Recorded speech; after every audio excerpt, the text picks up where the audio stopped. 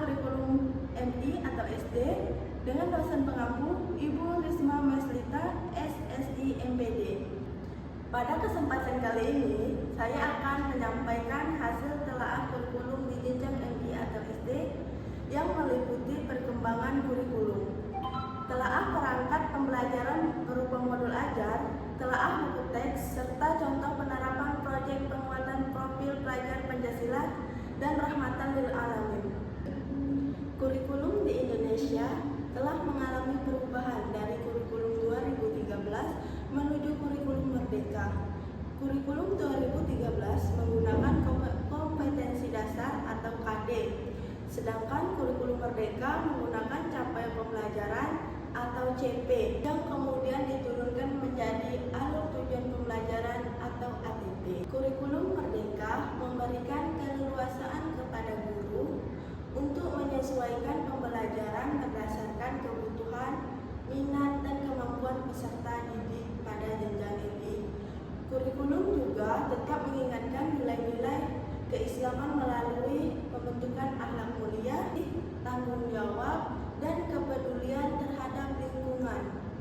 Pada bagian ini saya menampilkan modul ajar mata pelajaran IPAS kelas 4 materi tumbuhan sumber kehidupan di bumi. Adapun identitas modul ajar, yang pertama mata pelajaran yaitu IPAS, PASE B kelas 4 semester 1 materi tumbuhan sumber kehidupan di bumi.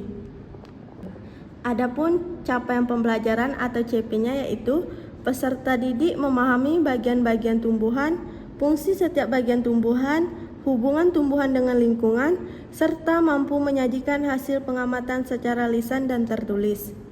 Adapun tujuan pembelajaran atau TP yaitu yang pertama, melalui kegiatan pengamatan, peserta didik dapat mengidentifikasi bagian-bagian tumbuhan dengan benar. Yang kedua, melalui diskusi kelompok, peserta didik dapat menganalisis fungsi setiap bagian tumbuhan dengan tepat. Yang ketiga, melalui kegiatan pemecahan masalah, peserta didik dapat mengevaluasi dampak kerusakan bagian tumbuhan terhadap kelangsungan hidupnya. Dan yang keempat, melalui presentasi, peserta didik dapat menyajikan hasil pengamatan secara kreatif dan komunikatif.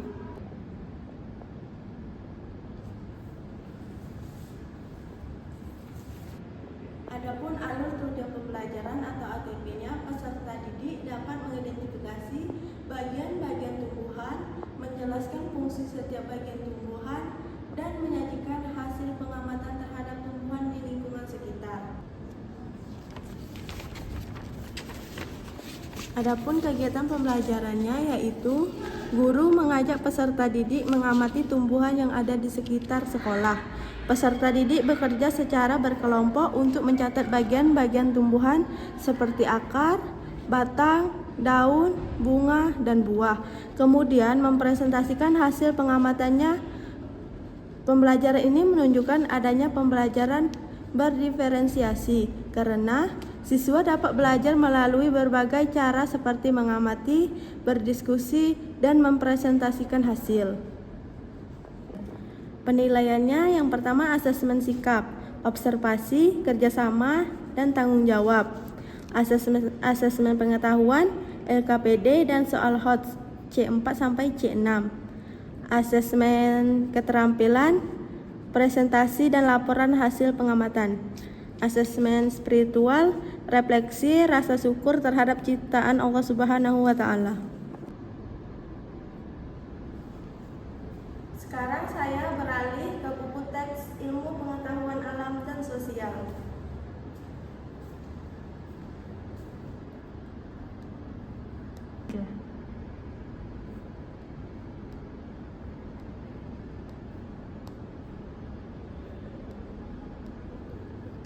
Nah, di bab 1 yang berjudul Tumbuhan Sumber Kehidupan di Bumi. Halaman ini memperkenalkan materi tumbuhan sebagai makhluk hidup yang penting bagi kehidupan manusia. Pada bagian ini dapat dijelaskan bahwa buku tidak hanya memberikan materi, tetapi juga mengajak peserta didik melakukan kegiatan pengamatan, berdiskusi, dan menjawab pertanyaan.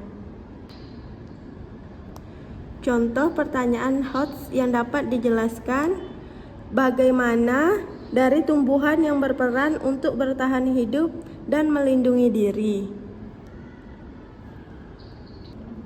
Pertanyaan tersebut termasuk kemampuan berpikir tingkat tinggi karena mengajak peserta didik menganalisis hubungan antara bagian tumbuhan dan fungsinya.